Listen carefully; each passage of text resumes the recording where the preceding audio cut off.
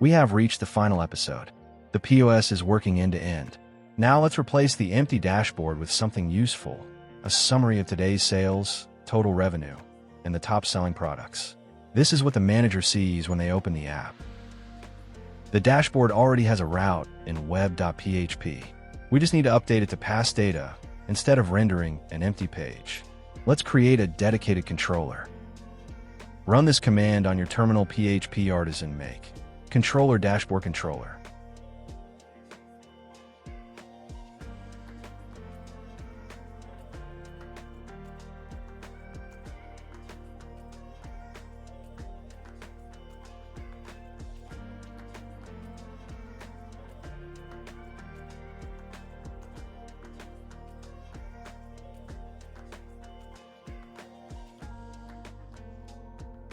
Let's build the data this page needs, one query at a time.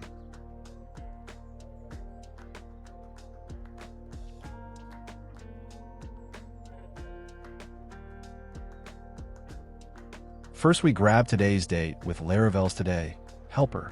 Then we pull today's completed sales and notice where date created _@ $today.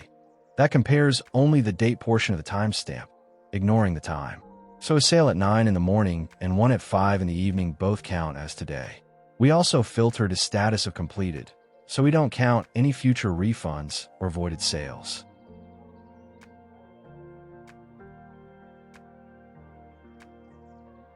Now the top products aggregate functionality.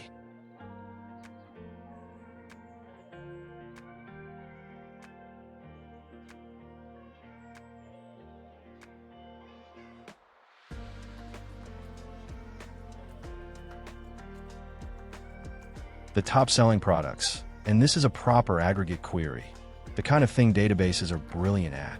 Instead of loading every line item into PHP and adding them up ourselves, we let SQL do the heavy lifting. Sum, quantity, and sum, subtotal, are SQL aggregate functions. They total up values across many rows.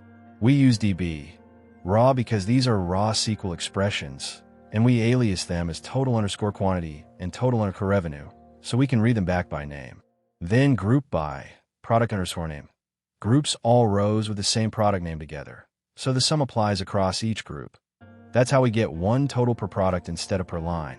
The where has sale is the clever part. It filters the line items down to only those belonging to a sale made today. We're reaching through the relationship to filter on the parent. Then order by desk, total_quantity, sorts by most sold, and we limit to the top 5. In our third query, the 10 most recent sales, regardless of day. We eager load the items with items, so we can show what was in each sale, latest, sorts by newest first, and we cap it at 10.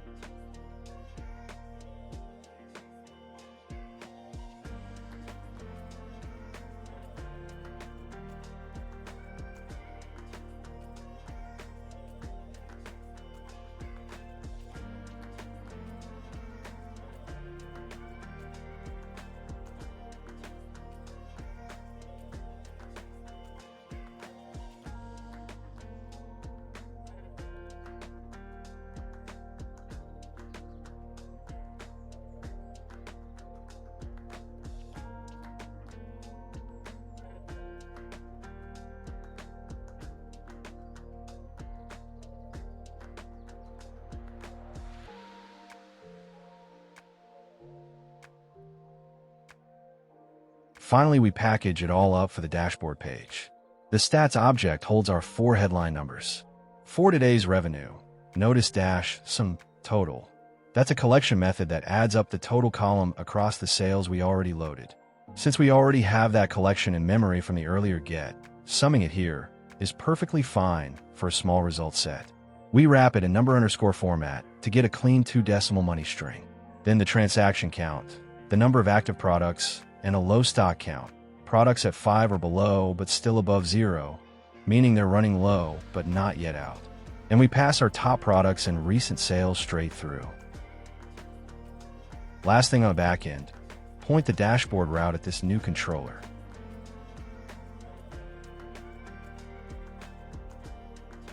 We swap whatever placeholder closure was there before for our dashboard controller's index method.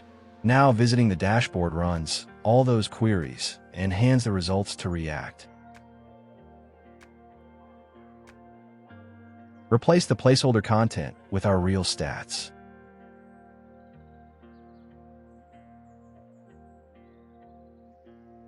Let's remove everything inside the component's markup, so we add our own logic to show stats.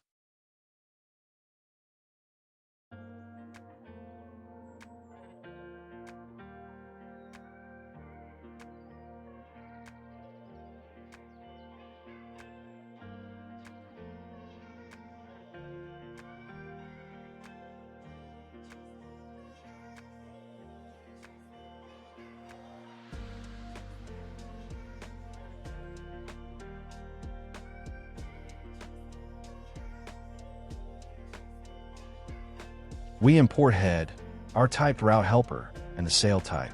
Then we define TypeScript interfaces that mirror exactly what the controller sends. Notice $10_revenue and total_revenue are typed as strings, not numbers, because we ran them through number_format on the backend, so they arrive pre-formatted. Matching these types to your actual payload is what makes TypeScript catch mistakes before they ever hit the browser.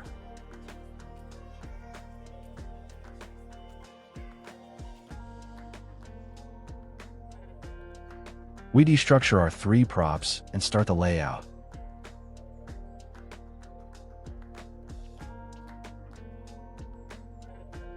Remove everything inside SIM markup, and we make our own markup code, and you should see the dashboard is empty on your browser.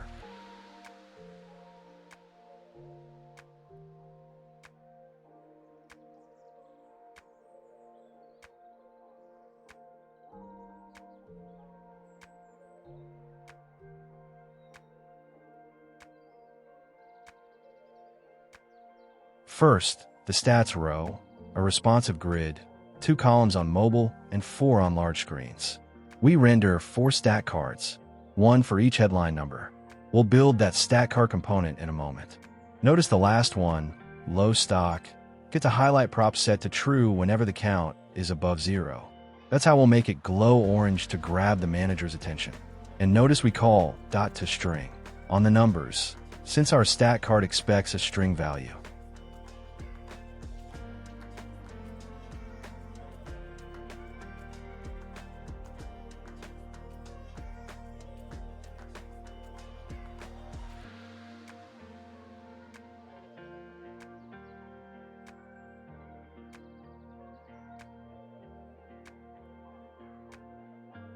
The stat card.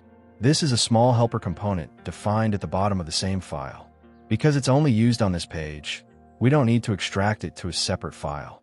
Keep components local until there's a clear reason to share them. It takes a title, a value, and an optional highlight that defaults to false. And here's where that highlight pays off. When it's true, we swap an orange borders, an orange background, and orange text using a template literal to conditionally build the class string. So when stock runs low, this card lights up orange and gives the manager a visual warning without them needing to hunt for it.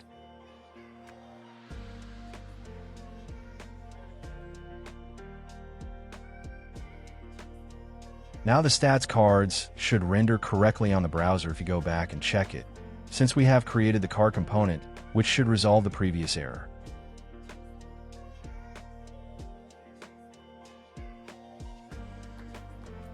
This is how the stats cards renders on the browser. Beautiful. Try to add another sale, so you can see how the stats goes up in numbers.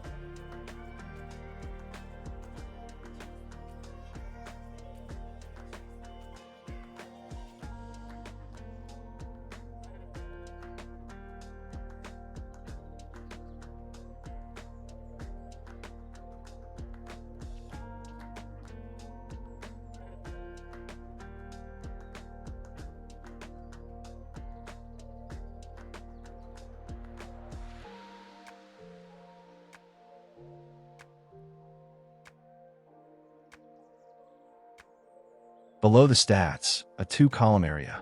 On the left, the top products today table. Header across the top, then a table with 3 columns. product, units sold, and revenue, with the numbers right aligned for easy scanning. And as always, we handle the empty state first. If there are no sales today yet, we show a single friendly row instead of a blank table. Otherwise, we map over the top products and render a row for each. Notice the key is the product name, which works here because we group by name in the query, so each one is unique in this list.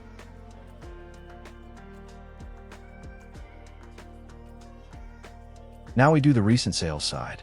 This should be below the top products div, but in a grid it should be on the right side.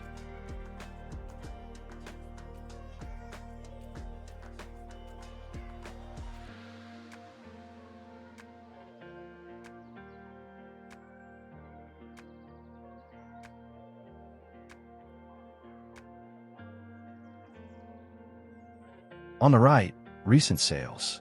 Instead of a table, we use a simple stacked list, with divide y drawing a thin line between each row. Same empty state pattern, then we map over the sales. Each row shows the sale number, and, below it, a quick summary of the items. Look at that .map, .join, comma. We turn each item into a little name times quantity string and join them with commas. So the manager sees coffee times 2, bread times 1, at a glance without needing to open the sale. On the right, the total in bold and the time of the sale, using locale time string to show just the time since we already know these are recent.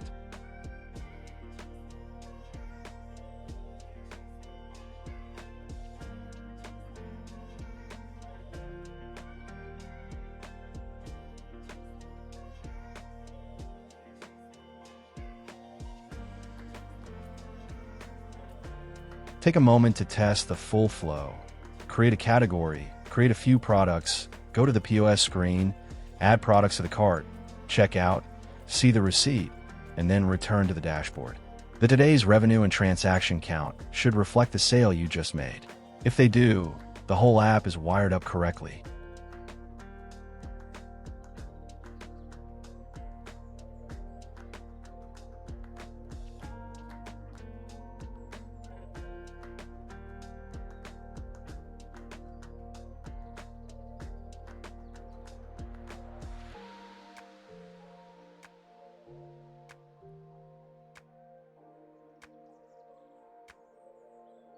Here there is a problem when you sell more than one item on receipt. You only see one item.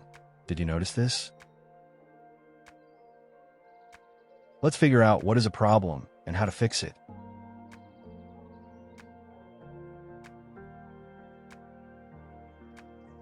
The receipt method looks correct, so this means the problem may be coming on the other side.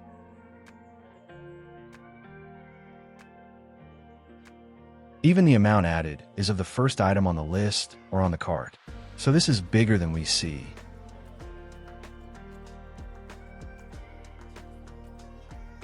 Back on checkout controller inside the store method.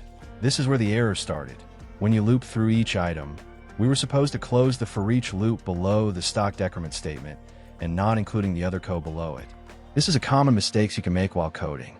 It is good you take moments to test your code thoroughly. This tells me we need to cover test tutorial for beginners. I will prepare the tutorial as soon as possible and share with you guys.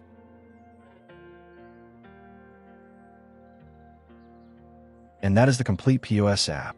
In 10 episodes, we build a product management system, a category manager, a live POS terminal with a cart, checkout with cash and change calculation, receipt printing, and a dashboard with daily analytics.